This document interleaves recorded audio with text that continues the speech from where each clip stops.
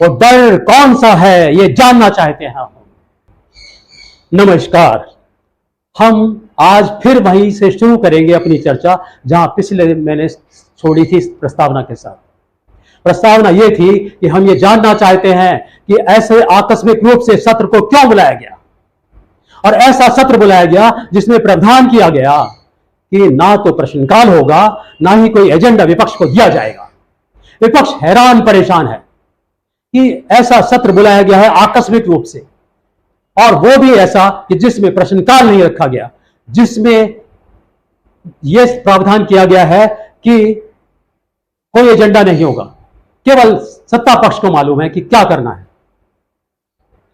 ऐसा कौन सा डर है जो मैंने पिछली बार भी बोला था कि सत्ता पक्ष को विपक्ष से ऐसा कोई डर नहीं है कि वो हल्ला करेंगे, करें तो करें, लेकिन सत्ता पक्ष को डर तो है।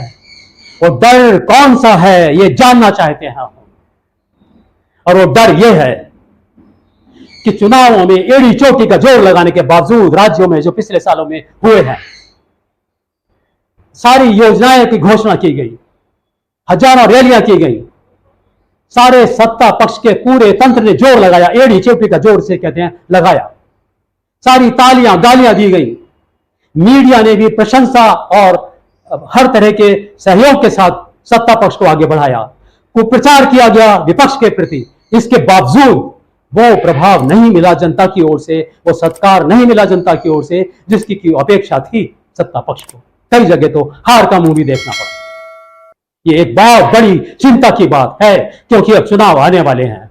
इससे पहले सब कुछ तैयारियां की जानी है कि अब कौन सा प्रयास लगाया जाए कि सत्ता पक्ष को भरपूर समर्थन मिले 2024 के इलेक्शन में।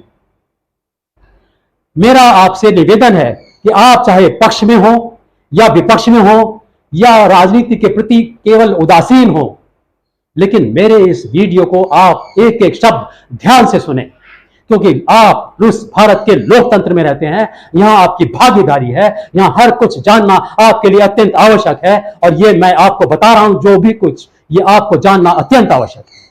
तो कृपया एक एक शब्द को ध्यान से सुने। और अभी बीच में निवेदन कर देता हूं कि कृपया सब्सक्राइब भी करें, ताकि जो मैं आगे आने वाली चर्चाएं आपके साथ करने वाला हूं उनको भी आप ठीक से समझ पाए, समझ पाए।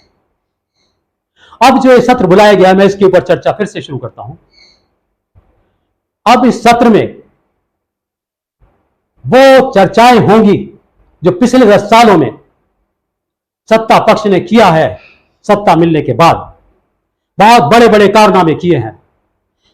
सच में इसकी बात की मैं प्रशंसा करता हूं कि वो 56 इंच की छाती 156 इंच हो गई है। मैं शुभकामनाएं देता हूं, मेरी शुभकामनाएं स्वीकार करें। लेकिन चिंता की बात यह है कि इन सब के होने के बावजूद भी वो विपक्ष, जिसकी केवल 30 इंच की छाती भी नहीं थी, वो सब चुनावों में जोर लगाने के बावजूद 30 से 32, 32 से 34, 36 इंच की छाती हो गई। और वो तन पर खड़ा है विपक्ष के सामने, जिनकी छाती 156 इंच है। विपक्ष के इस प्रयास को देखते हुए सत्ता पक्ष को यह डर लगना आवश्यक है कि अब ऐसा क्या किया जाए कि हमको चुनाव में हार का मुंह ना देखना पड़े। देखिए, संभव तो नहीं ऐसा होगा, लेकिन असंभव कुछ भी नहीं, कुछ भी हो सकता है। हमारा सत्ता पक्ष प्रयासरत है। 24x7 हमेशा तैयार रहने वाला सत्ता पक्ष इस बार भी जो संसद में तैयारियां कर रहा है वो उससे अछूती नहीं है। संसद का ये सत्र इसलिए बुलाया गया है कि यहां पर सब चर्चाएं होंगी।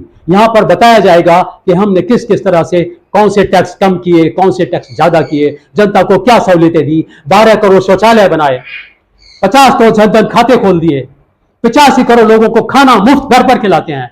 इसके बावजूद ऐसी कौन सी घोषणा करें कि चुनाव में जनता का समर्थन हमको मिले। यह भी बताया जाएगा कि हमने राम मंदिर भी बनाया, कोविड में टीकाकरण भी किया, हमने चंद्रयान भी छोड़ा, हमने L1 भी छोड़ दिया है, जिससे हम सूरज के सामने आंखें मिलाकर देख सकते हैं। लेकिन वो कौन सा यान लाए हम जिससे जनता की आंख में आंख डालकर देख सकें, और वो उस आंख डालने का प्रयत्न किया जाएगा इस संसद के सत्र में। और वो कैसे किया जाएगा मैं आपको बताना चाहता हूं, वो सुनिए ध्यान से। अब इस सत्र में वो घोषणाएं की जाती हैं चुनावों से पहले घोषणा पत्र के रूप में। हर पार्टी अपना घोषणा पत्र छापती है, प्रचारित करती है, जोर शोर से चर्चा होती है। लेकिन घोषणा पत्र कहें, कई बार उसे शपथ पत्र भी कहा गया, और कुछ भी नाम दे दें, लिस्ट के बावजूद उन घोषणा पत्रों का, उन घोषणाओं का कोई प्रभाव नहीं पड़ता। और वो तो जनता ने मान लिया है कि जुमले हैं, इनका कुछ नहीं होने वाला।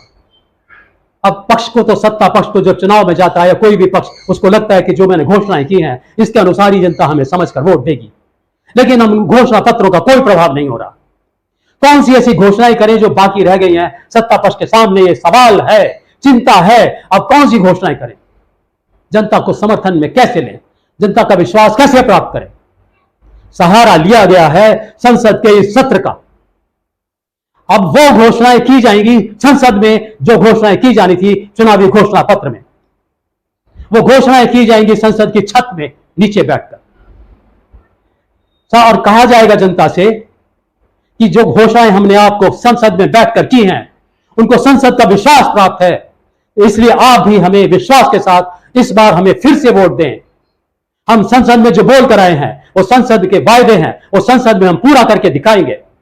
जनता शायद विश्वास करेगी अब की बार, क्योंकि बोला गया है संसद में विश्वास करेगी, झोली भर भर कर वोट देगी, सत्ता पक्ष जीत कर आएगा और विपक्ष हताश होकर, हार कर फिर से वहीं उन प्रयत्नों में लग जाएगा।